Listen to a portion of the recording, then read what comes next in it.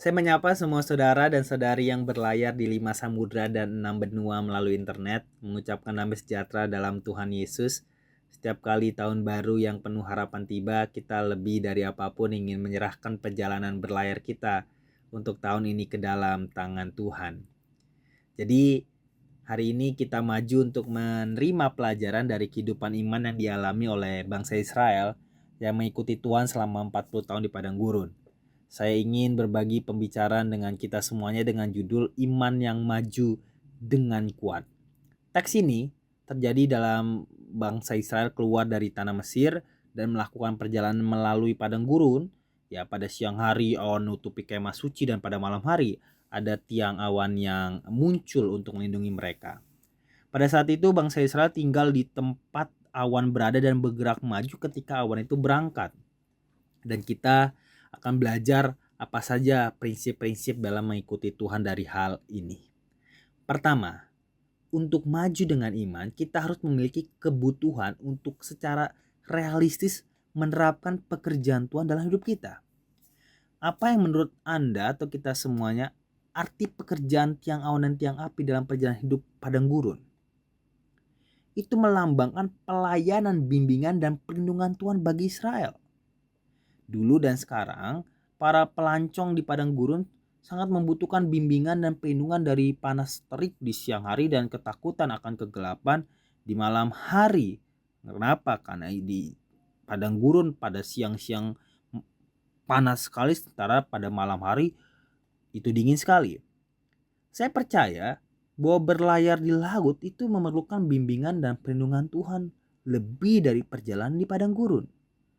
20 hari yang lalu pada tanggal 1 Januari terjadi gempa bumi berkekuatan 7,8 Richter di Semenanjung Noto ya di Jepang yang menyebabkan cukup banyak korban jiwa dan terjadi kerusakan yang amat sangat besar di Noto di prefektur Ishikawa.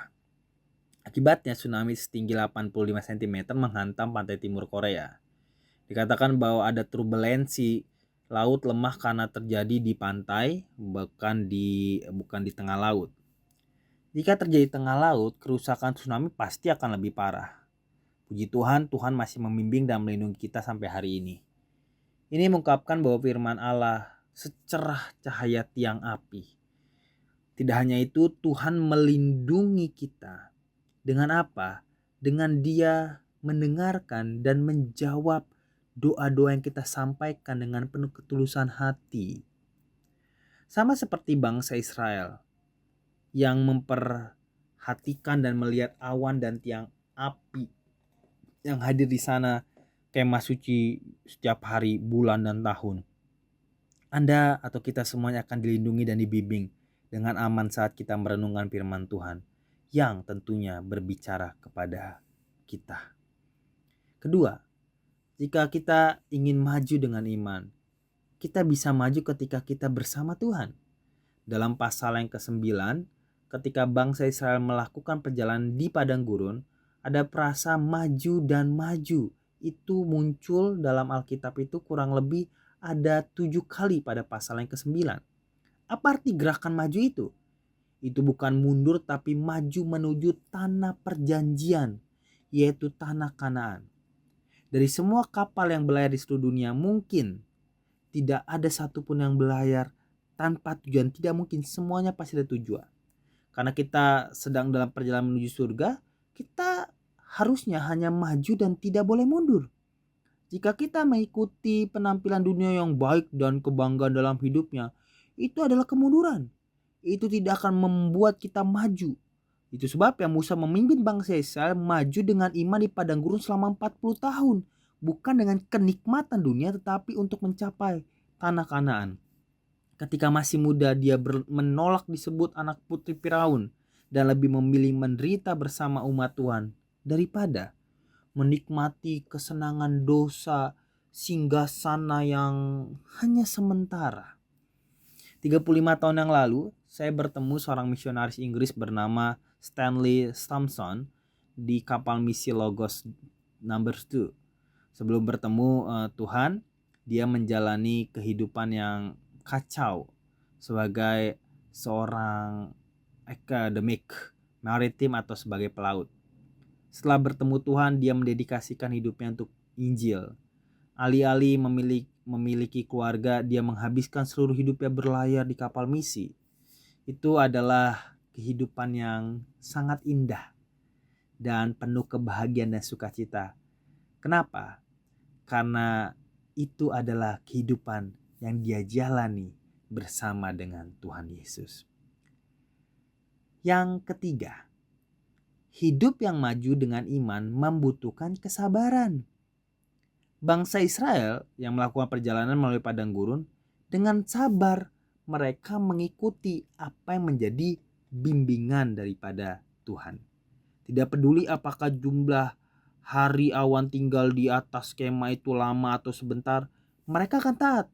Baik itu 2 hari, sebulan atau setahun, selama awan itu tinggal di atas kemah suci, Israel akan berkemah di bawahnya.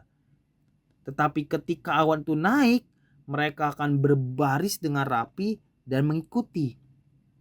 Sama seperti kehidupan di kapal, membutuhkan ketahanan. Kehidupan beragama juga membutuhkan ketahanan. Bertahan untuk mematuhi firman Tuhan bukanlah sekadar kesulitan. Yakobus 1 ayat yang ke-12 firman Tuhan mengatakan bahwa hasil dari ketahanan, ketekunan adalah menerima hadiah dari Tuhan. Berbahagialah orang yang bertahan dalam pencobaan, karena dia itu yang telah bertahan dalam pencobaan akan menerima mahkota yang dijanjikan Tuhan kepada mereka yang bertahan dan tentunya mengasihi Tuhan. Oleh karena itu, kesabaran adalah hal yang menarik dalam menunggu Tuhan. Tuhan berkata ketika tertindas dia tidak membuka mulutnya, seperti domba yang diam di depan para pencukurnya. Dia sama sekali tidak membuka mulutnya. Dikatakan bahwa domba tidak bergerak saat dicukur. Jadi mereka tetap tenang tanpa melukai diri sendiri. Setelah domba bertahan dengan baik, maka bulu baru itu akan muncul, akan tumbuh. Mereka tidak merasa sakit ketika harus dicukur. Harapan saya untuk tahun baru adalah agar kita bertahan meskipun banyak sekali kesulitan. Kita menerima anugerah yang baru daripada Tuhan dan memiliki tahun di mana kita dapat maju dengan iman. Itu doa saya untuk kita semuanya. God bless you.